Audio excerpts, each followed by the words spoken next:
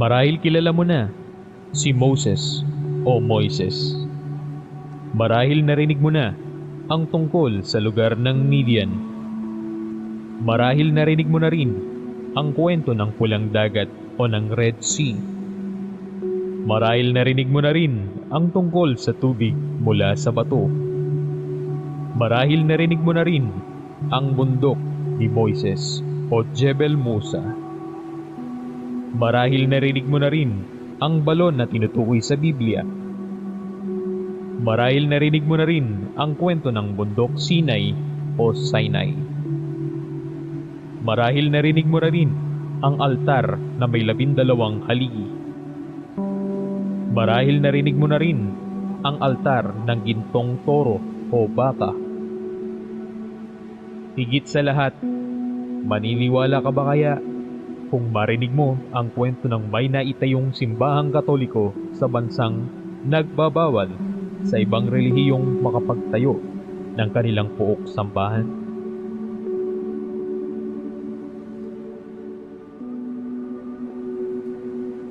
Saan nga ba matatagpuan ang mga lugar na ito na siyang pinaniniwala ang binabanggit sa mga libro ng maraming relihiyon tulad ng Biblia? Bakit hindi niyo ako samahan? Ating puntahan ang mga lugar na iyan sa ilang minuto ng aking hinandang travel video para lamang sa inyo. Ito ang Exodus Route, Mountain of Moses.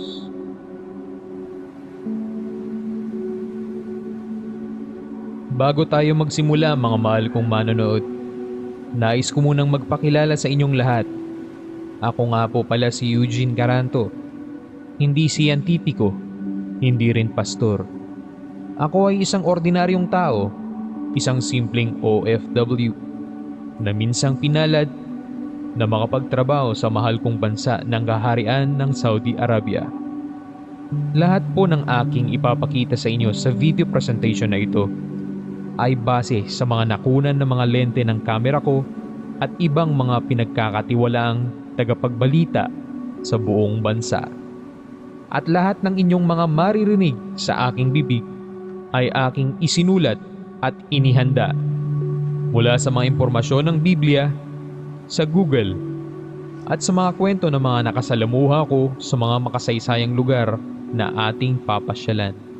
Kung ano man po ang inyong opinyon o bersyon ng kwento sa mga lugar na ito ay aking nirerespeto.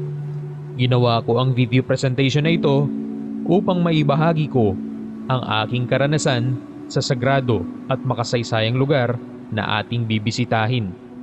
Pakiusap lamang na huwag pong gamitin ang video presentation na ito upang mag-away-away ang mga iba't ibang relihiyon.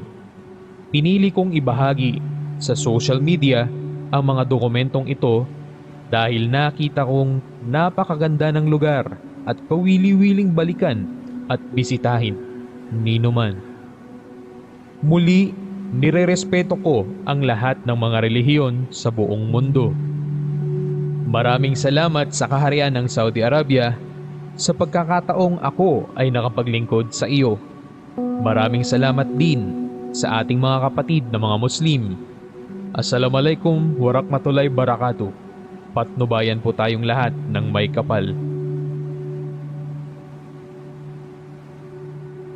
Simulan na natin. Tinanong ko kayo kanina kung kilala niyo ba si Moses o Moises. Sino nga ba si Moises?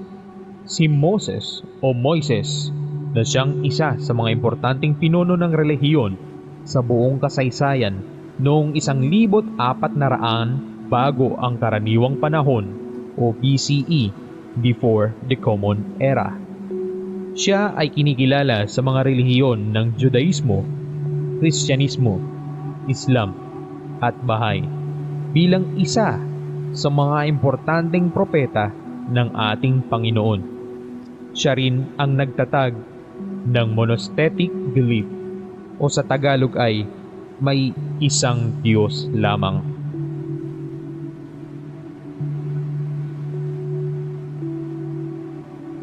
Taong 2016 nung ako ay pinadala ng aking pinagtatrabahuang kumpanya sa bayan ng Tabuk, Saudi Arabia, at kailangan kong makarating sa aking nakatakdang proyekto sa Median Gas Plant ng Aramco Project na siyang malapit sa sulok ng Red Sea.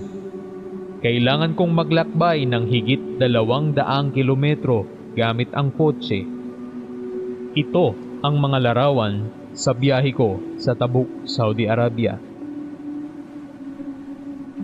Disyerto, bundok, alikabok, at madalang kang makakakita ng mga puno. Madalang ka ring makakakita ng mga hayop. Mabibilis ang mga sasakyan dito. Tumatakbo sa higit 100 kilometro bawat oras. Ngunit kailangan mong mag-ingat dahil pwede kang mabulaga ng mga tumatawid na mga kamelyo sa kalsada. Paniguradong ikaw ay titilapon o pwede mong ikamatay dahil ang mga kamelyo ay hindi yan tatabi sa iyong dinaraanan. Nabanggit ko kanina sa inyo ang lugar ng Midian na siya ring nabanggit sa Biblia, Quran at sa mga iba pang mga libro ng pananampalataya. Si Midian ay anak ni Abraham. Si Moses ay nanatili sa lugar ng Midian sa loob ng 40 taon.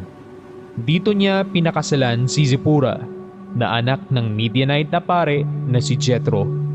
At dito rin sa Midian pinayuhan si Moses ng kanyang biyenan na si Jethro na magtalaga ng isang sistema ng delegado legal sa paggawa ng desisyon. Dahil nahihirapan si Moses sa pagresolba ng mga problemang dinudulog sa kanya ng mga Israelita araw-araw.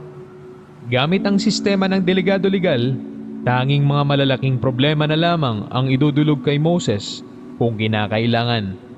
At ang mga nakatalagang delegado ang siya namang reresolba ng mga maliliit na problema ng mga Israelita.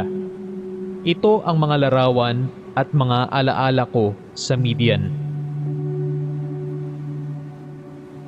Di ba nakakapanindig balahibong makaapak sa lugar ng Midian na siyang tinutukoy sa mga libro ng pananampalataya?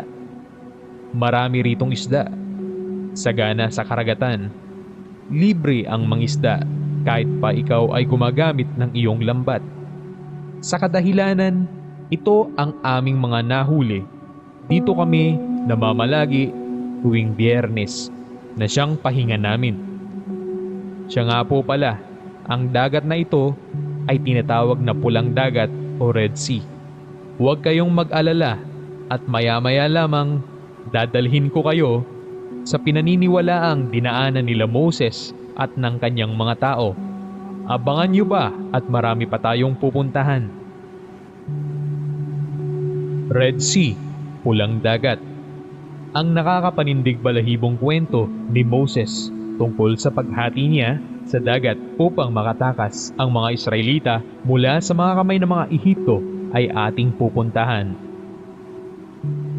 Dito nakuha natin ng mga video ang ilang parte ng bundok na nagdurugtong sa Red Sea o Pulang Dagat na tinatawag nilang the Exodus Route.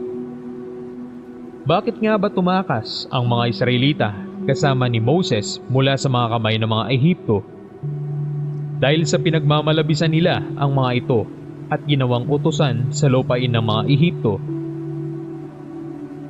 Noong sila ay lumisan na at sila'y nasa dulong bahagi na ng Ehipto sa kabilang dalampasigan ng Pulang Dagat, nakita ng mga Israelita ang mga parating ng mga Ehipto, dala ang 600 pangunahing karwaheng pandigma, kasama rin ang ibang mga karwahe sa buong Ehipto. Bawat isa'y may sakay na punong kawal. Hinabol sila ng mga Ehipto hanggang sa dalampasigan ng Red Sea. Nabalot ng matinding takot ang mga Israelita at sinabi nila kay Moses, "Wala na bang may paglilibingan sa Ehipto? Kaya mo kami dinala sa ilang para dito mamatay?" Sumagot si Moises, "Lakasan ninyo ang inyong loob. Huwag kayong matakot.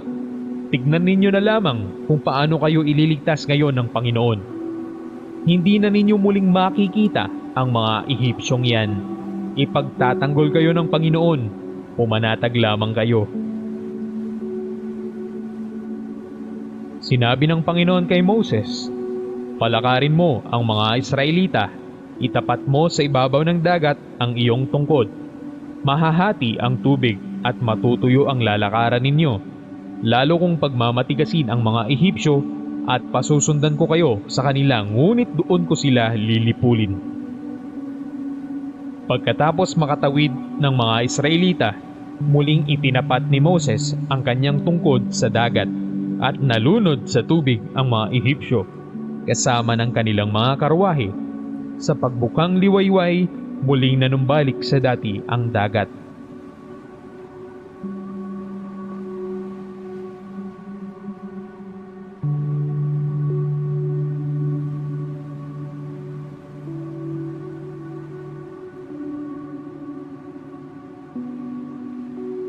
Tayo ay kumopya ng documentary video upang silipin ang mga natagpuang tila ba parte ng mga karwahe na hugis bilog na dinikitan ng mga corals. Ito nga ba ay gulong ng karwahe? Sinasabi sa video na ang seabed ng rutang ito ay purong buhangin lamang hanggang sa kalagitnaan ay natagpuan nila ang mga kakaibang hugis na mga corals na tila ba hugis karwahe, axle o ehe at chariot wheel na siyang disenyo ng mga gulong nung panahon ng Exodus.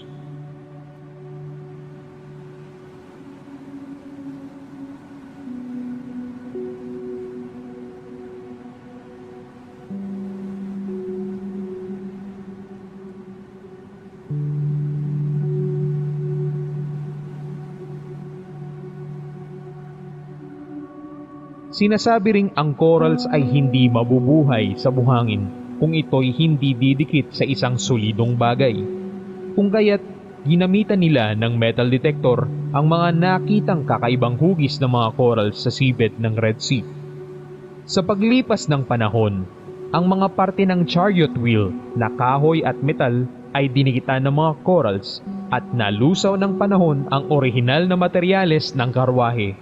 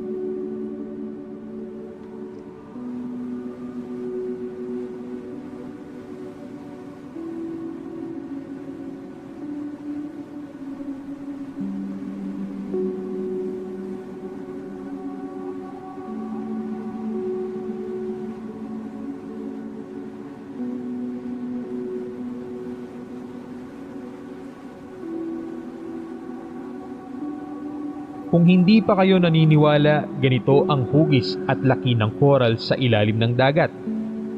Malaki, malawak, at dikit-dikit, di po ba? Ngunit sa lugar na ito ay mga corals na maliliit at nagkalat na tila ba lugar ng kalakal. Hahayaan ko na lamang ang mga corals ang siyang sasagot sa mga naiwang tanong, ebidensya at alaalang isinulat sa Biblia. Makikita pa rin dito ang tila na iwang hugis ng mga karwahe ng mga Ehipto. Sinasabi rin sa video na may mga natagpuang mga buto ng mga tao sa ilalim nito.